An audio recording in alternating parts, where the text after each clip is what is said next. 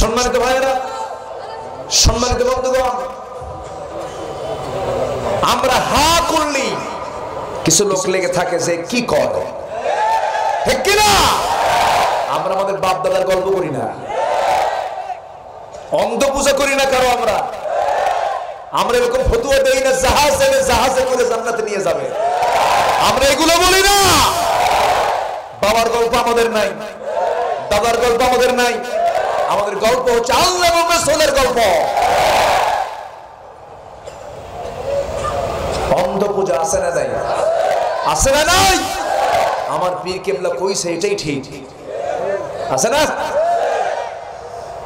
এগুলো করা যাবে না। فإن تنازعتم في شيء فردوه إلى الله والرسول।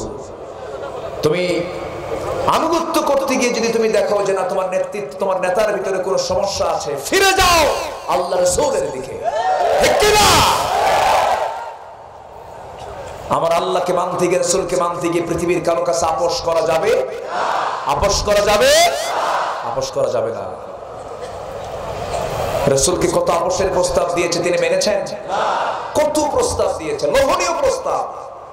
সব নারী দিয়ে দেব, নেতৃত্ব দিয়ে দেব, চেয়ার দিয়ে দেব, মুহাম্মদ একটু শিথিল হও। কি হও? শিথিল হও। আমাদেরকে শিথিল হতে বলে, হুজুর একটু ঘুরে ফিরে কথা কইয়ে। এরকম আছে না নাই? তবে হ্যাঁ, সুযোগ আসবে একদিন। আসবে না সুযোগ? জোরে বলি ইনশাআল্লাহ। জোয়ার সব সময় থাকে না, ভাটাও হয়। ভাটা হয় না? জোয়ার আছে যেখানে ভাটা আছে, ভাটা পড়বে। ভাটা আছে না নাই? খালি জোয়ার আছে? খালি জোয়ার নাই, জোয়ারের সঙ্গে কি আছে? ভাটা আছে। ভাটা পড়বে, আটকা পড়বে। আটকা পড়বে না? ভাটা যখন যায় তখন মাছগুলো কোথায় থাকে? ভাটা পানি চলে যাচ্ছে, মাছ স্থলে। মাছ তো স্থলে থাকার কথা না, কিন্তু আটকে পড়ে গেছে। ভাটা আছে, ও তো জানে না যে ভাটা হবে। আটকা পড়বে একদিন, ঠিক কি না? সবসময় জোয়ার থাকে না, জোয়ারের সঙ্গে ভাটাও আছে। সম্মানিত ভাইয়েরা, তবে হ্যাঁ, আমার নবীজি একদিন কাবার চত্বরে দাঁড়িয়ে ওসমান বিন তালহাকে ডাক দিয়ে বলেন, ওসমান বিন তালহা, আমার খুব শখ হচ্ছে আমি একটু কাবার ভিতরে ঢুকবো, তুমি কি আমাকে চাবিটা দিবা? ওসমান বিন তালহা রাসূলকে ধাক্কা মারল, রাসূল মুখ থুবড়ে জমিনে পড়ে গেলেন। বিশ্বের সেরা মানুষ কাবার চাবি চাচ্ছেন অন্যের কাছে, চিন্তা করে। আমার নবীজিকে ধাক্কা দিলে রাসূল ধাক্কা খেয়ে মুখ থুবড়ে পড়ে গেলেন। সেখান থেকে আস্তে করে উঠলেন বিশ্ব মানবতার মহান শিক্ষক মুহাম্মদ সাল্লাল্লাহু, বিশাল ধৈর্যের পিরামিড। নূহ আলাইহিস সালাম দোয়া করেছেন, আল্লাহ তুমি একটা কাফেরকে তুমি দুনিয়াতে বেঁচে রাখবে না। দোয়া করেন নাই? করেছেন। মুসা আলাইহিস সালাম বলেছেন, আল্লাহ তুমি এখনই গজব দিয়ে শেষ করো, তুর পাহাড় নিয়ে আসো। আছে না নাই? আমার নবী কেমন দোয়া করেছেন?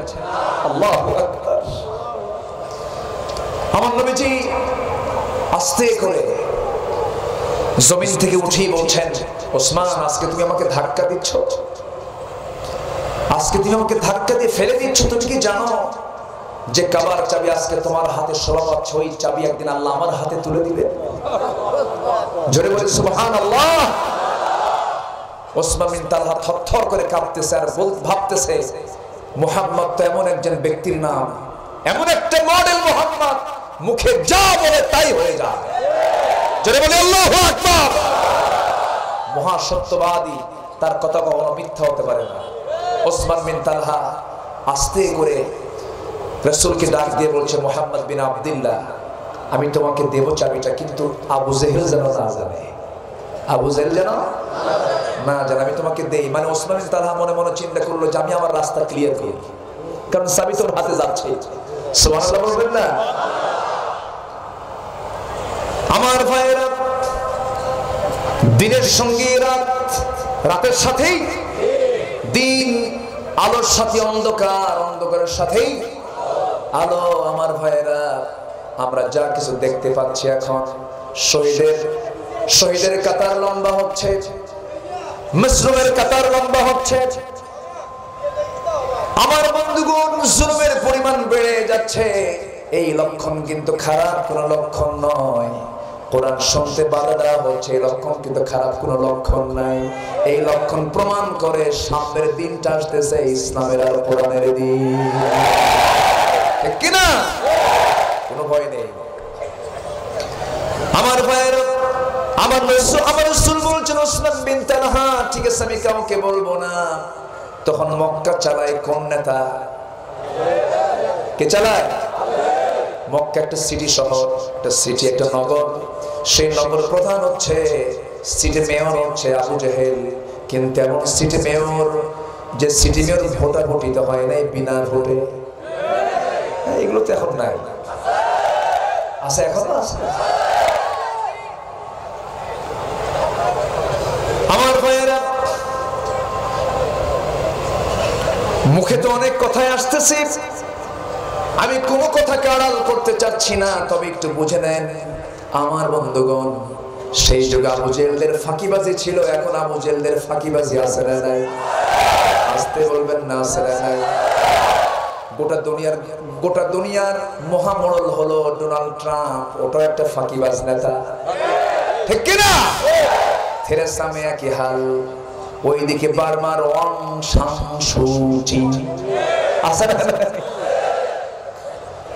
আমার ভাইয়েরা, শান্তির জন্য নোবেল দিল, এমন শান্তি দিল 10 লক্ষ 15 লক্ষ মুসলমানকে পিটাইয়ে দেশ ছাড়া করলো।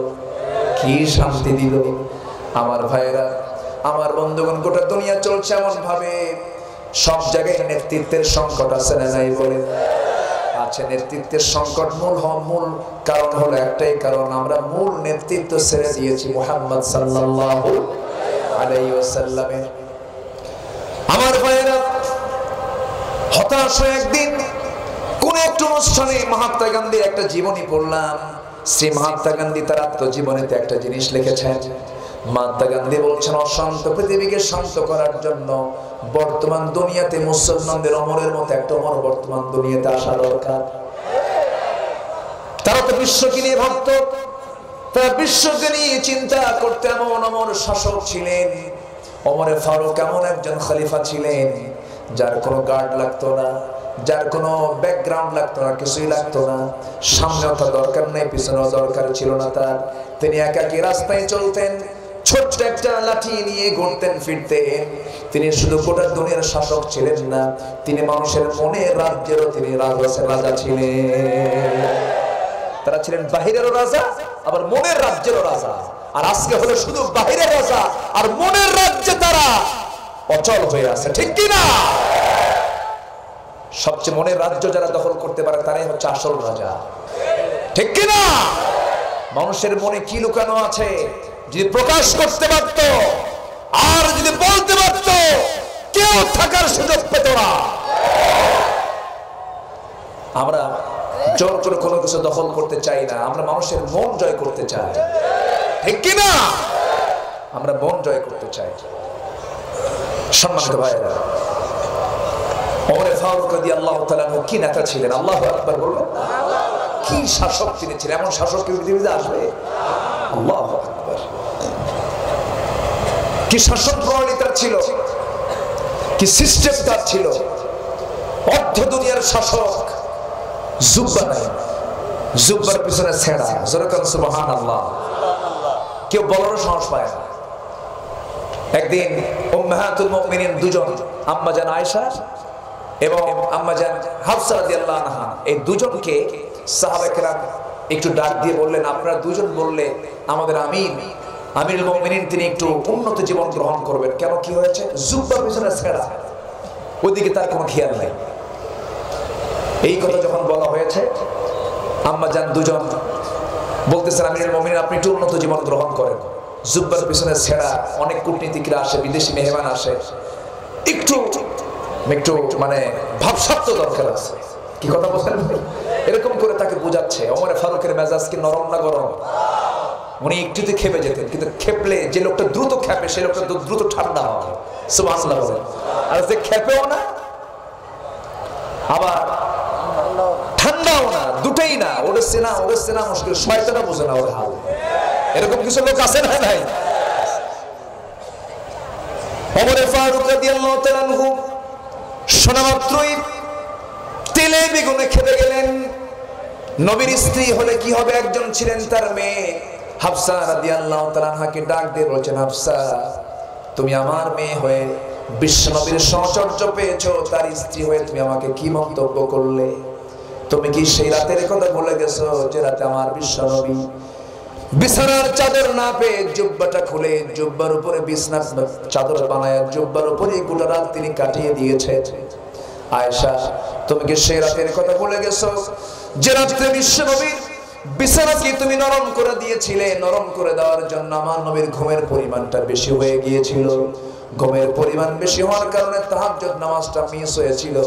রাসূল সে রাতে বলেছেন, আয়েশা আমার আজকে দারুণ ক্ষতি করে ফেললে, তাহাজ্জুদটা কাজা হয়ে গেল, আর এরপরের থেকে আর কোনোদিন রাত্রে তুমি আমার বিছানা নরম করে দিবে না, কারণ আমি তো সিজদার রুকু দেওয়ার জন্য দুনিয়াতে এসেছি। আনুগত্য হবে কার? আসতে বলবেন না কার? হযরত ওমর ফারুক বলছেন, ওরে আয়েশা, ওরে হাফসা, আল্লাহর কসম করে বলি আমি যে শাসক, জনগণের শাসন কার্যে আছি, আমি যে বিচারকের চেয়ারে বসে আছি, আল্লাহর কসম করে বলি গোটা দুনিয়ার যারা তাগুতি শক্তি তারা আমার এই সমস্ত পোশাক দেখে, আমার এই সমস্ত বিষয়ে তারা লক্ষ্য করে না, তারা আমার ভয় পায় আমার পোশাক দেখে নয়, আমাকে ভয় পায় আমার ভিতরের তাকওয়া দেখে। জোরে বলেন সুবহানাল্লাহ। পোশাক দরকার না তাকওয়া দরকার? বলেন বলেন কি দরকার? শৌর্য বীর্য দরকার না তাকওয়া দরকার? তাকওয়াটা আগে দরকার। তাকওয়ার নেতৃত্ব আসতে হবে, খোদা ভীরু নেতৃত্ব আসতে হবে, নেতৃত্বের পরিবর্তন হতে হবে। আমার বন্ধুগণ, ওমর ফারুক এমন একজন শাসক ছিলেন, মানুষের মনের রাজ্য তিনি জয় করেছিলেন। গোটা রাত মানুষ ঘুমায়, ওমরের ঘুম হয় না, কারণ ওমর ফারুক মনে মনে চিন্তা করেন আমার জনগণ যেন কি করতেছে, আমার জনগণ খাচ্ছে কিনা, আমার জনগণের কোনো কষ্ট আছে কিনা। গোটা রাত চলে যেত, সবার ঘুম হতো, তার ঘুম হতো না। যেদিন তিনি খেলাফতের মসজিদে বসলেন সেদিন থেকে নিয়ে মৃত্যুর দিন পর্যন্ত কোন রাত ওমর ফারুক দিনের বেলা নিজের পিঠটাকে বিছানার সঙ্গে লাগান নাই, ঘুমান নাই। তিনি শুকে যাচ্ছেন দিন দিন, বিশাল দেহ ছিল ওমর ফারুকের, দিন দিন শুকে যান। প্রশ্ন করা হলো, আমিরুল মুমিনিন আপনি শুকে যাচ্ছেন, স্বাস্থ্যের দিকে একটু খেয়াল করা দরকার। ওমর ফারুক কেঁদে কেঁদে বলছেন, ও আমার ভাইরা, তোমরা আমাকে পরামর্শ দিচ্ছ এমন দায়িত্ব দিয়া যে দায়িত্বই আমাকে স্বাস্থ্যহীন করে তুলেছে। জোর করে কোনো দায়িত্ব নিতে চান নাই, কোন খেলাফতের দায়িত্ব নিতে গিয়ে তারা জোর করে দায়িত্ব নেন না। দায়িত্ব যখন নিয়েছেন খুশি হয়েছেন না কান্নাকাটি করেছেন? বলেন বলেন বলেন। আর এখন নেতাগুলো দায়িত্ব পেলে পরে মিষ্টি খাওয়ায়, ঠিক কিনা বলেন? এটাই প্রমাণ করে তারা কত বড় প্রতারক, ঠিক কিনা? ইসলামের যারা শাসক ছিলেন, ক্ষমতা পেয়েছেন, তাদের চোখে পানি টলমল হয়েছে, কান্নায় ভেঙে পড়েছেন, আরে এত বড় দায়িত্ব চলে আসলো, ঘুম হয় নাই তাদের। একটা রাতের কথা মনে পড়লো আমার, ওমর ফারুক রাদিয়াল্লাহু তাআলা কি নেতৃত্ব তিনি শিখিয়েছেন, সেই ওমরের থেকে শিক্ষা নেওয়ার দরকার আজকের নেতাদের আছে না নাই? আচ্ছা, ওমর ফারুক রাদিয়াল্লাহু তাআলা কোন এক রাতের আধারে তিনি ঘর থেকে বের হচ্ছেন, বউকে বললেন, বউরে আমাকে যৎকিঞ্চিত খাবার দিয়ে দাও, আমি একটু বাইরে বের হব। বাইরে বের হয়ে পড়লেন, প্রতিবেশীর খবর নেওয়ার জন্য বের হলেন। এক ঘরের সামনে গিয়ে দাঁড়িয়ে দেখেন ছোট ছোট বাচ্চাগুলো ঘরের মধ্যে কান্দে। তিনি দরজায় নক করেন, দরজা খুলে গেল, মহিলা আসলো। মহিলাকে লক্ষ্য করে বলছেন, আপনি তো বাচ্চাগুলোর মা, আপনি কেমন মা? সন্তানগুলো কান্দে গভীর রাত, আপনি কি কান্না থামাতে পারেন না? মহিলা বলছে, আমি তো বিধবা, আমার স্বামী দুনিয়া থেকে বিদায় নিয়েছেন, আমার ঘরে কোনো খাবার নাই, খাবারগুলোর অভাবে আমার সন্তানগুলো কান্দে। ওমর ফারুক মাথা নিচু করে ফেললেন, দেরি করলেন না, সোজা তিনি খাদ্য গুদামে চলে আসলেন। ম্যানেজারকে বললেন, ম্যানেজার আমার নামে এক বস্তা আটা এন্ট্রি করো। আটা এন্ট্রি করা হলো। ম্যানেজারকে বললেন, আমার পিঠে আটার বস্তা তুলে দাও। ম্যানেজার থরথর করে কাঁপে আর বলে, না এটা আমি করতে পারবো না। ওমর ফারুকের চোখ বড় বানায় বললেন, ও ম্যানেজার তুই আমার পিঠে তুলে দে, কারণ কিয়ামতের দিন আমার আমলনামা তোর পিঠে যাবে না রে। আটার বস্তা নিজের পিঠে বহন করে সোজা চললেন। ওই মহিলার বাড়ির সামনে গিয়ে দাঁড়ালেন, বিধবাকে বললেন, শোনো বিধবা, আমি ওমর তোমার কাটার বস্তা নিচে দিয়ে গেলাম, আবার যখন ফুরে যাবে আমাকে খবর দেবে, আমি ওমর নিচে তোমাকে আবার বহন করে দিয়ে যাব। জোরে বলে সুবহানাল্লাহ। এটাকে কিসের শাসন বলে? আজ তো কিসের শাসন বলে? কোরআনের শাসন বলে। কোরআনটা কেমন সুন্দর করে আল্লাহ পাক কোরআনটাকে এত সুন্দর করে বানিয়ে দিয়েছে, এত সুন্দর চরিত্র তিনি কোরআন থেকে শিখে গেছেন। ওমর ফারুক করলেন কি, সেই জায়গা থেকে আস্তে করে বের হলেন, সেখান থেকে বের হয়ে আরেকটা বাড়ির সামনে গিয়ে দাঁড়ালেন। একজন বড় মহিলার চিৎকার করা, কান্না, চিৎকার মেরে মেরে কাঁদতেছে। বলেন, মহিলার ভিতরে কান্নার কাঠির আওয়াজ কেন? কি হয়েছে? ডেলিভারির সমস্যা। কি ডেলিভারি? কি হচ্ছে? ধাত্রী নাই, ডেলিভারি হচ্ছে না, এই জন্য মহিলার প্রচন্ড কষ্ট হচ্ছে। ধাত্রী অভাব আছে, ধাত্রী নাই, ঘরের মধ্যে কোনো মহিলা নাই। ওমর ফারুক মনে মনে চিন্তা করলেন, এই মহিলা আল্লাহ না করুন, এই গভীর রাতে ধাত্রী হবে, যদি ইন্তেকাল করে, সন্তান যদি মারা যায় অথবা মা যদি মারা যায়, কিয়ামতের দিন আমি ওমর খনির কাতের আল্লাহর সামনে আমাকে দাঁড়াতে হবে। এই চিন্তা মাথায় নিয়ে তিনি ঘরের মধ্যে চলে গেলেন, বাড়িতে গেলেন। বাড়ির মধ্যে ঢুকে স্ত্রীকে দুই হাত জোর করে বলেন, স্ত্রী চলো, তোমাকে বোরকা পড়তে হবে, আমার সঙ্গে তোমাকে যেতে হবে। বউকে সাথে নিলেন, মিসেস ওমর সঙ্গে করে তাকে নিয়ে আসলেন। ওই বাড়ির সামনে গিয়ে দাঁড়ায় বলছেন, আল্লাহর কসম করে বলি আমার স্ত্রী, আল্লাহর কসম, আমরা কিন্তু জনগণের শাসক নই, আমরা হলাম জনগণের খাদেম। জোরে বলে সুবহানাল্লাহ, জোরে বলে সুবহানাল্লাহ। হযরত ওমর ফারুক বললেন, যাও ও আমার স্ত্রী, ভিতরে চলে যাও, তোমাকে আজকে ধাত্রী হতে হবে, নার্স হতে হবে। অর্ধ জাহানের খলিফার বউ আজকে একজন রোগীর, তিনি নার্সের ভূমিকা পালন করছেন। সুবহানাল্লাহ। ঘরের মধ্যে পাঠায়া দিলেন। ওমর ফারুক একাকী চলতেছেন, কেবল কাউকে লাগলো না। রাতের আধারে একাকী ঘুরতেছেন, দিনের আলোতেও তিনি একাকী ঘুরতেন, কাউকে লাগতো না, কারণ তার মধ্যে ভয় ছিল কার? আসতে বলবেন না কার? আর আজকের নেতাগুলো একা করে না লোক সাথে থাকে? একটা দুইটা নাকি মেলাগুলো, সামনে 20 জন, পিছনে 20 জন, ডানে 20 জন, বামে 20 জন, এরপর খালি এরকম করে, না জানি কোন দিক থেকে কি আসে, ঠিক কিনা? আমার ভাইয়েরা, ওমরের কাউকে লাগে না, ওমরের কে আছেন? আমাদেরও কাউকে লাগবে না, আমাদের কে আছেন? আমরা আনুগত্য করবো কার? আল্লাহ পাক। আমার ভাইয়েরা, চলতে চলতে সামনের দিকে যেতে যেতে রাস্তায় চলছেন, আল্লাহর কালাম তেলাওয়াত করছেন। ওমর ফারুক রাদিয়াল্লাহু তাআলা আনহু এত সম্মানিত সাহাবী। ওমর ফারুক বলেন, আমি মনে মনে যেটা চিন্তা করতাম, আল্লাহ পাক আমার 3টা মনের চিন্তাকে আয়াত নাযিল করে দিয়েছেন। খুব দামি একজন সাহাবী ওমর ফারুক রাদিয়াল্লাহু তাআলা আনহু। সেই ওমর হাঁটতেছেন, চলতেছেন, ফিরতেছেন। হঠাৎ করে আল্লাহর কালাম তেলাওয়াত করতে করতে, গুনগুন করতে করতে হঠাৎ করে তিনি তার নিঝুম রাত্রিবেলা তার কানের মধ্যে কোন মহিলার যেন গুনগুন করে একটা আওয়াজ তিনি শুনতে পেলেন। কোন ঘর থেকে আওয়াজটা আসে? আওয়াজের উৎস খুঁজলেন, উৎস খুঁজে সেই ঘরের সামনে গিয়ে দাঁড়ালেন, মনোযোগ দিয়ে কান পেতে শুনতেছেন। সেটা ছিল লম্বা বিরহের একটা গান। কোন বন্ধুকে পাওয়ার জন্য, কোন পুরুষকে পাওয়ার জন্য নারীর আকুতি, এমন জাতীয় একটা গান। সেই বিরহের গান যখন ওমরের কানের মধ্যে ঢুকতেছিল, ওমর গেলেন ক্ষেপে, সঙ্গে সঙ্গে ধমক মেরে বলেন, ঘরের মধ্যে কে গান গাচ্ছ? তোমার সমস্ত কমিউনিটি ইসলামী জনপদ, এই জন্য মুসলমানদের সমাজের ভিতরে কোনো ইসলামী গান গাওয়া যাবে নাকি? আসতে বলবেন না, যাওয়া যাবে নাকি? কিন্তু আফসোস লাগে, আজকে আলেমদের বিরুদ্ধে ফতুয়া দেয় রাস্তার মহিলারা। আসতে কোন কেন, জোরে কোন, ঠিক কিনা? আপনি নাচেন, আপনি গান গান, আপনি বেহায়াপনায় চলাফেরা করেন, সমস্যা নেই, আপনি করেন, স্বাধীন দেশ আপনি করতেছেন, কিন্তু আপনার বোঝা উচিত আমি কে আর ভুল ধরি কার, ঠিক কিনা? এটা মানায় না, এটা বেমানান, এটা উচিত না।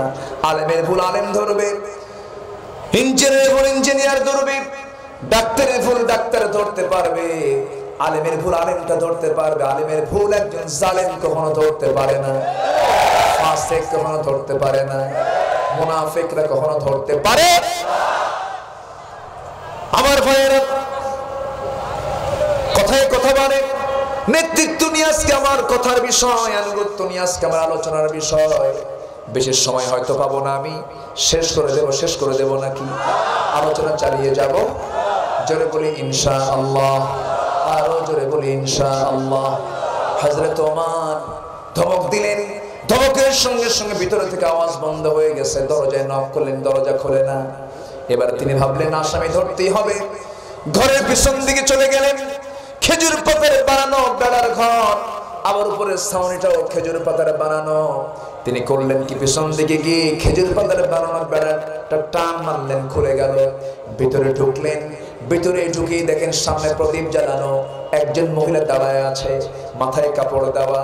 হযরত ওমর ফারুক বললেন, ও মহিলা, তুমি ঘরের মধ্যে গুনগুন করে গান গাও কেন? তুমি কি জানো না ইসলামী জনপদ? মহিলা বলতেছে, আপনি কি? আপনাকে আমি তো চিনি না, কিন্তু আমি গান গেয়েছি। এটা আমার মারাত্মক অপরাধ হতে পারে, বিশাল বড় গুনাহ হয়ে গেছে আমার। কিন্তু আপনি আমার ঘরের মধ্যে ঢুকে কিন্তু কম গুনাহ করেন নাই, বিশাল অপরাধ আপনি করেছেন, বিশাল ভুল আপনি করেছেন। কি ভুল করেছি বলো? মহিলা বলছে, আমার একটা শুধু অপরাধ, আমি গান গেয়েছি। আপনি আমার ঘরের মধ্যে ঢুকলেন, আপনি 3 থেকে 4টা দোষ করে ফেলেছেন। ওমর ফারুক বলছেন, কি দোষ করেছি বলো তো? নাম্বার 1, আপনি ঘরের মধ্যে ঢুকবেন, আপনি কোনো অনুমতি পাইছেন নাকি না? অনুমতি পাই নাই। সালাম দিয়েছেন নাকি না? সালামও দেই নাই। সালাম দিলেন না, অনুমতিও নিলেন না। এরপরে আপনি আমার ঘরটা ভাঙলেন, বান্দার সম্পত্তি নষ্ট করলেন। এরপরে আপনি একজন পরপুরুষ, আমি একজন পরনারী। আপনি আমার সামনে দাঁড়ালেন, আমার পর্দা একটু হলো আমার খেলাফ হয়ে গেল, পর্দার ব্যাঘাত হয়ে গেল। এই যে বড় বড় ভুলগুলো আপনি করে ফেলেছেন, আমি আপনাকে ছাড়বো না, মাফ করবো না। ওমর ফারুক বলছেন, কি করবা তুমি? শুধু সকালবেলা হোক, সুবহে সাদেক হওয়ার সঙ্গে সঙ্গে আমি সকালবেলা গিয়ে ওমরের আদালতে গিয়ে আমি তোমার বিরুদ্ধে মানহানির মামলা দেব। কার সামনে বলে? আসতে বলবেন না, কার সামনে বলতেছে? হযরত ওমর এবার বলছেন, শোনো মহিলা, মামলা দিবা তো ভালো কথা, মামলা তো দিবা, যার আদালতে গিয়ে মামলা দিবা। আমার তো মনে হয় ওমর লোকটা তেমন একটা জুতের লোক না, ভালো মানুষ না। এবার মহিলা খেপে গিয়ে বলছে, ও যুবক, তুমি তো দোষ আরেকটা করেছো, তুমি কার বিরুদ্ধে কথা বলো?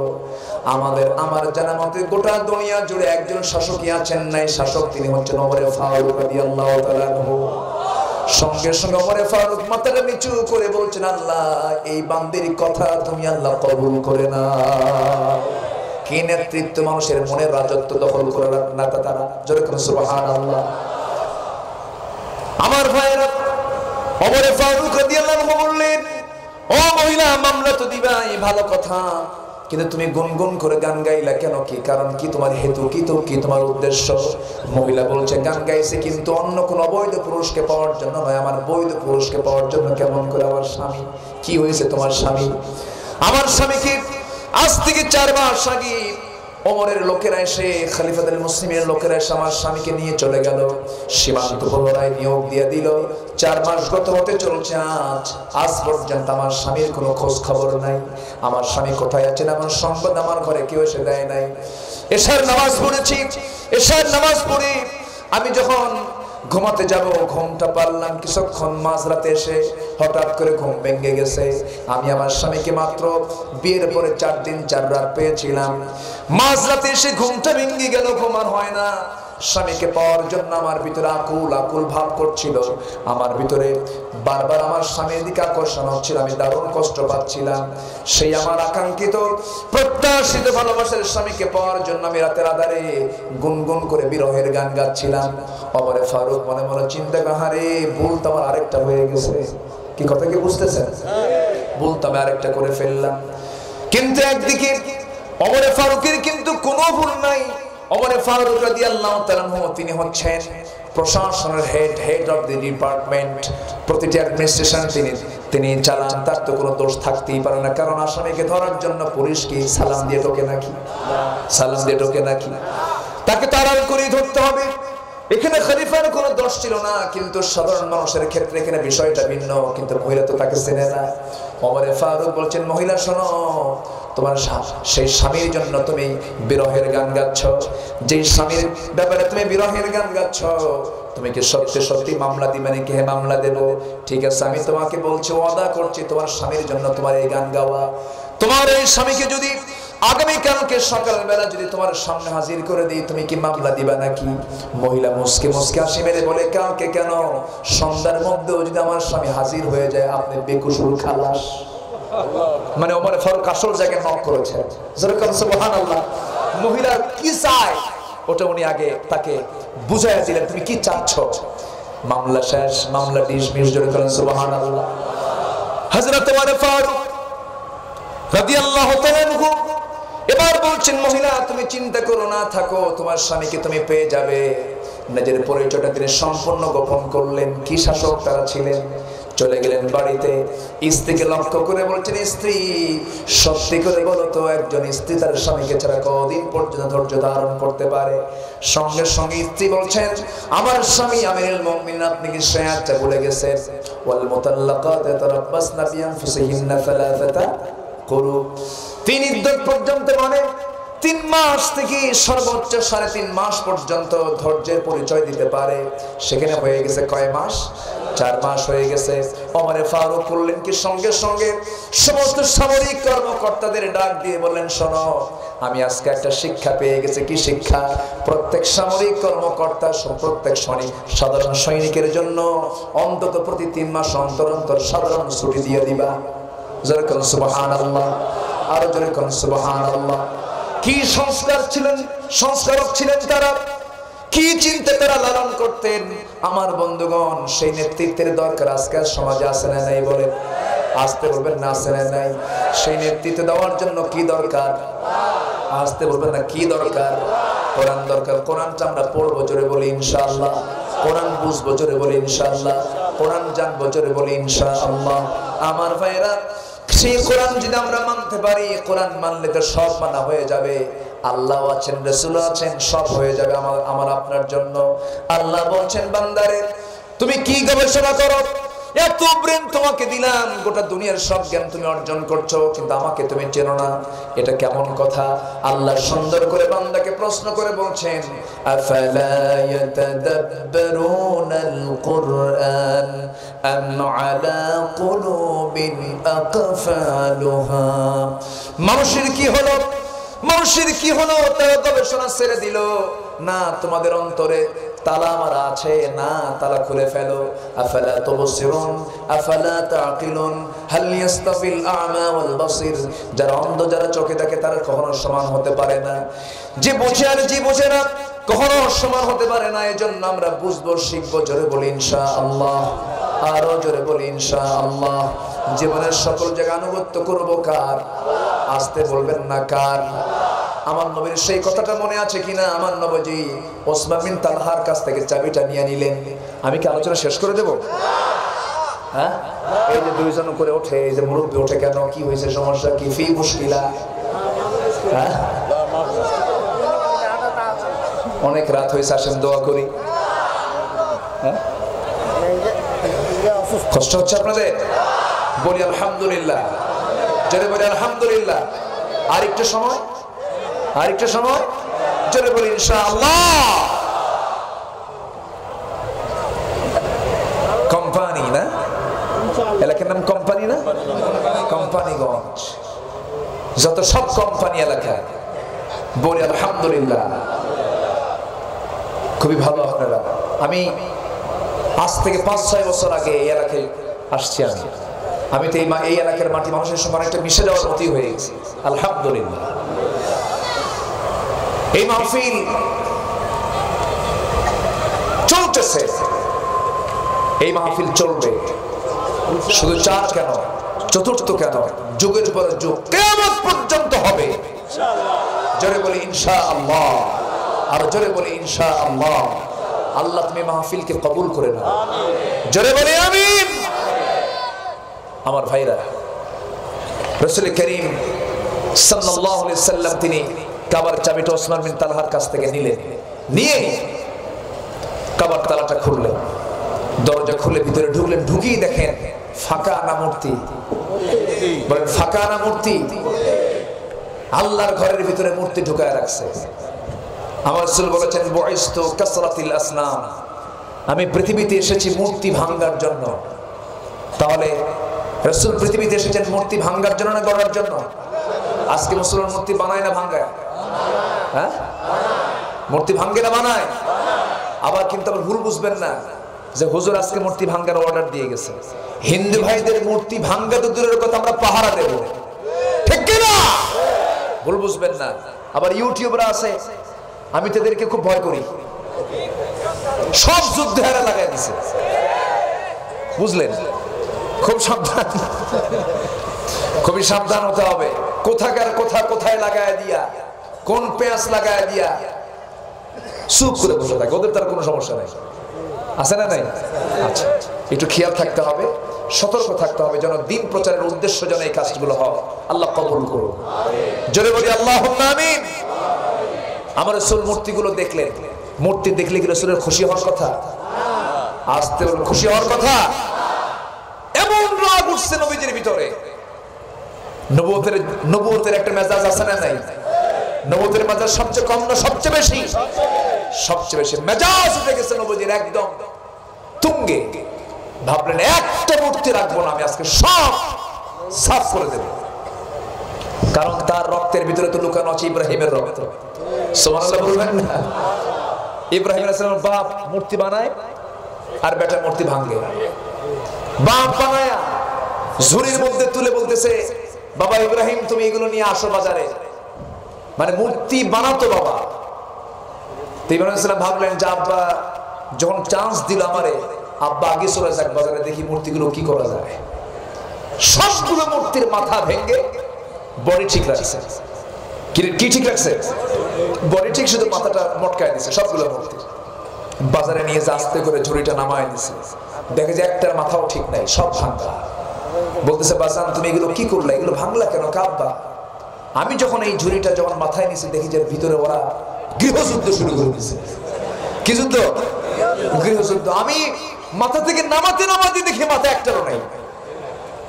এখন বাপ মনে মনে চিন্তা করে, আমি যদি বলি ওরা কি মারামারি করার শিখছে, ওরা কি মারামারি করতে পারে, তখন তো আমার ছেলে ঠিকই বলবে যে যারা নিজের অস্তিত্ব রক্ষা করতে পারে না তার তুমি পূজা করো কেন?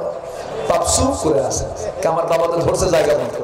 জোরে বলি আল্লাহু আকবার, আরো জোরে আল্লাহু আকবার। সেই ইব্রাহিমের রক্ত হচ্ছেন মুহাম্মদ সাল্লাল্লাহু আলাইহি ওয়াসাল্লাম। তিনি মূর্তিগুলো দেখলেন, ভাবলেন আমি রাখবো না, এগুলো ভেঙে চুরমার করবো। কিন্তু মক্কা চালায় কে তখন? বলেন কে চালায়? ক্ষমতার দরকার আছে না নাই? ক্ষমতার দরকার আছে। রাসূল সিদ্ধান্ত নিচ্ছেন, কিন্তু জিবরিল আমিন এসে বলছেন না, এখন সময় এখনো হয়নি, প্রশাসন আপনার হাতে আসে নাই। এই কথা বলার একটা উদ্দেশ্য আছে, ধৈর্যের দরকার আছে না নাই? আচ্ছা, আমার নবীজি ওই মূর্তিগুলো দেখে বুকের ভিতরে হাজারো কষ্ট চাপা রেখে আস্তে করে বের হলেন। আল্লাহ আয়াত নাযিল করে দিলেন, ওয়াকুল রাব্বি আদখিলনি মুদখালা সিদকিন ওয়াখরিজনি মুখরাজা সিদকিন ওয়াজআলনি মিন লাদুনকা সুলতানান নাসীরা। জোরে বলুন আল্লাহু আকবার। আমার নবীজি সুলতান নাসির আল্লাহর কাছে চাইলেন, মক্কায় টিকতে পারলেন না, মদিনায় চলে গেলেন। বহু সময় লাগলো, 10টি বছর 80টি যুদ্ধ 86টি যুদ্ধ পরিচালনা করতে হলো তাকে। বদরের নেতৃত্ব দিতে হলো, উহুদের নেতৃত্ব দিতে হলো, সব নেতৃত্ব দিয়া শেষ পর্যন্ত মক্কা বিজয়ের মধ্য দিয়ে আমার নবীজি যখন মক্কা তিনি ঢুকবেন, মক্কা ঢোকার সঙ্গে সঙ্গে হযরত বেলাল আমার নবীর সাথে ছিলেন, কারণ ইমাম আছে যেখানে মুয়াজ্জিনও সেখানে। ভিতরে ঢুকলেন, যখন তিনি মক্কার ভিতরে ঢুকে পড়লেন, কাফের মুশরিকরা সব ভয় ভয় পালাচ্ছে। ইকরামা আমার নবীজির একজন প্রিয় সাহাবী পরে হয়েছিলেন, যদিও আবু জেহেলের ছেলে, গবরে পদ্ম ফুল। কিসে পদ্ম ফুল? গবরে পদ্ম ফুল। আবু জেহেলের ছেলে ইকরামা ভয় পালায় চলে গেছে বহুদূর, তিহামা অঞ্চল পার হয়ে 500 মাইল দূরে চলে গেছে। এমন সময় সেই ইকরামার স্ত্রী নবীর সামনে দাঁড়ায় সালাম দিয়ে বলছেন, আমি ইসলাম কবুল করতে চাই। নবী ইকরামার স্ত্রী ইসলাম কবুল করে নিলেন। সঙ্গে সঙ্গে বলছেন, ইয়া রাসূলুল্লাহ আপনি কি ইকরামাকে মাফ করবেন নাকি? ইকরামা কালেমা পড়তে চায়। আমার রাসূল সঙ্গে সঙ্গে কেঁদে ফেলে দিয়ে বলছেন, ও ইকরামার স্ত্রী, তোমার ইকরামা যদি কালেমা পড়তে চায়, আজকে তার উপরে আমার কোনো প্রতিশোধ না, আমি তাকে মাফ করে দিলাম। জোরে বলেন সুবহানাল্লাহ। আমার রাসূল বললেন, শোনো সাহাবীরা, ইকরামা যখন আমার সামনে দাঁড়াবে, কেউ তোমরা তাকে কটু কথা বলবা না, কেউ তোমরা তাকে ধমক দিবা না, কোনো হেয় করবে না, কারণ সে তো আল্লাহর গোলাম, তার পাপ ভুল করেছে, সে তো আর ভুল করবে না, সে সংশোধন হয়ে যাবে। ইকরামা যখন আসবে তোমরা কেউ কোনো কটু কথা বলবে না। ইকরামা সেই তিহামা অঞ্চল পার হয়ে নৌকায় চড়ে স্বর্ণ অঞ্চলে চলে যাবে। বউ খুঁজতে খুঁজতে বের হয়ে গেছে, তাকে ধরে ফেলেছে। নৌকায় চড়বে যখন নৌকার মাঝিকে বলতেছে, তুমি আমাকে পার করে দাও। কেন? আমি ভয়ে পালাচ্ছি। কিসের ভয়ে পালাচ্ছ? মুহাম্মাদের ভয়ে পালাচ্ছি। এখন নৌকার মাঝি বলে, শোনো তোমাকে পার করাবো, শর্ত হলো কালেমা পড়ো। জোরে সুবহানাল্লাহ। ইসলাম কত দূর পর্যন্ত চলে গেছে। ইকরামা নিজেকে খুব ছোট মনে হয়ে গেল। তার সামনেই দেখি তার স্ত্রী দাঁড়ানো। স্ত্রী বলছে, ও আমার স্বামী, তুমি কোথায় যাচ্ছ? আমরা মহান সংবাদ পেয়েছি, ইসলাম কবুল করে নাও তুমি। সঙ্গে সঙ্গে ইকরামাকে সঙ্গে করে নিয়ে নবীর সামনে যখন হাজির করা হলো, ইকরামা কাঁদতে কাঁদতে অস্থির হয়ে যায় আর বলে, মক্কা বিজয় পর্যন্ত সবগুলো যুদ্ধ আপনার বিরুদ্ধে করেছে, আপনার সামনে মুখ দেখাবো কেমন আমার লজ্জা লাগতেছে। রাসূল করলেন কি, হাত দুটো আগায় দিয়ে ইকরামাকে বুকের মধ্যে জড়ায় নিয়ে বলছেন, ইকরামা আমি সব ভুলে গেলাম। জোরে বলেন সুবহানাল্লাহ। ইকরামা মাঝে মাঝে আফসোস করতে, না রে আমি দারুণ ভুল করেছি জীবনে। সেই ইকরামার কপালে ইসলাম জুটল। নবীজি মক্কা বিজয় করে ফেললেন। সবাই ভয়ে ভয়ে পালায়, আর আমার নবীজি তাদেরকে সহযোগিতার হস্ত প্রসার করে দেন। নবীজির যে নীতি ছিল প্রতিশোধের নীতি না, ক্ষমার নীতি। ক্ষমার আজকে আমার দেশে চলছে প্রতিশোধের নীতি না, ক্ষমার নীতি। কিসের প্রতিশোধ? কি ইসলাম জায়েজ বলে নাকি? ওয়াল কাযিমিনাল গায়জ ওয়াল আফিনা আনিন নাস আল্লাহু ইউহিব্বুল মুহসিনিন। আমার নবী মক্কায় ঢুকে পড়লেন। ফতে মক্কার দিন রমজান মাস। কি মাস বলেন? রমজান মাস। রোজা ভেঙে ফেলেছেন। আমার নবীজি কাবার সামনে গিয়ে দাঁড়ালেন। কাবার সামনে গিয়ে বলছেন, বেলাল কাবার দরজার চাবি যার হাতে, ওসমানকে খুঁজে বের করো। ওসমানকে খুঁজে বের করা যাচ্ছে না। আজ থেকে 10 বছর আগে 12 বছর আগে যার সঙ্গে কথা হয়েছিল, আজকে তার বাস্তবতা হচ্ছে। জোরে বলেন সুবহানাল্লাহ। শুধু দোয়া করে হয়েছে না, বদর যুদ্ধ লাগছে। শুধু দোয়া করে হয়েছে? শুধু দোয়া করে হয়েছে? বদর লেগেছে, উহুদ লেগেছে, খন্দক লেগেছে, হুনাইন লেগেছে। 86 যুদ্ধের পরিচালনার মধ্য দিয়ে এই মক্কা বিজয় এসেছে।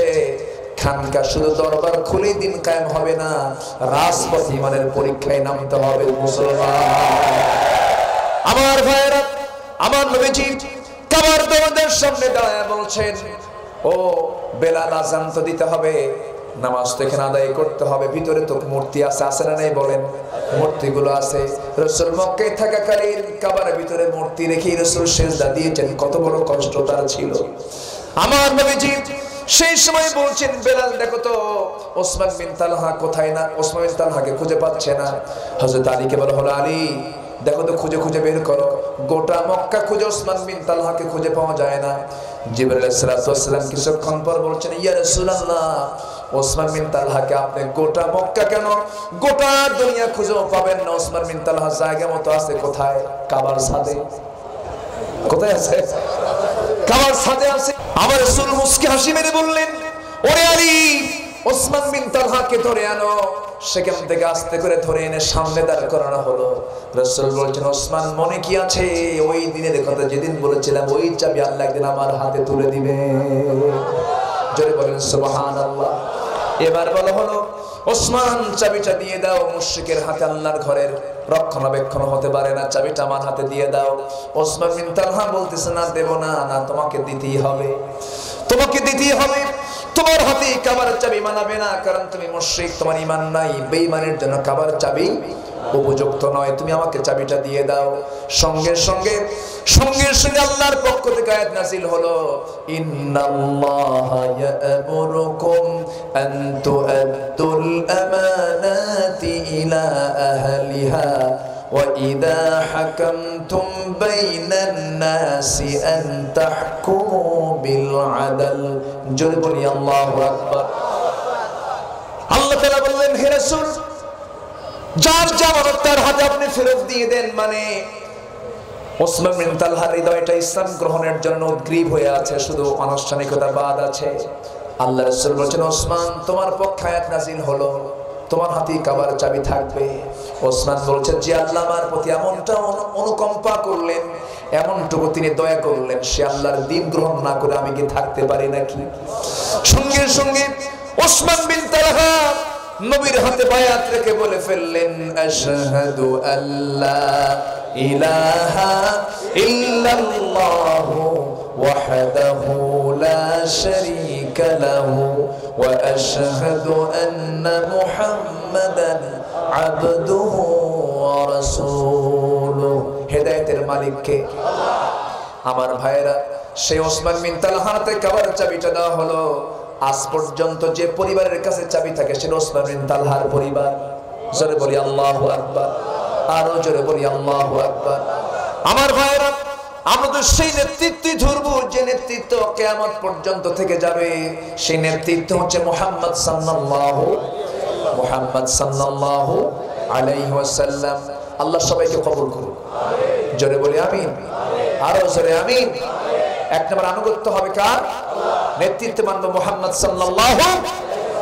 5 ওয়াক্ত নামাজ সবাই পড়িত নাকি? না, নামাজের জন্য আবার বলতে হবে কিছু কথা, বলার দরকার নেই। আর কত বলবো আমরা? তবে ফজর নামাজ যেন কারো মিস না হয়, সবার খেয়াল থাকবে তো? সবাই চিৎকার মারি বলি, ইয়া আল্লাহ, আমাদেরকে 5 ওয়াক্ত সালাত আদায় করার তৌফিক তুমি আল্লাহ দিয়া দাও। জোরে বলি আমিন, আরো জোরে আমিন। যে যেখানে আছেন বসে পড়ুন। আমরা চাইবো কার কাছে?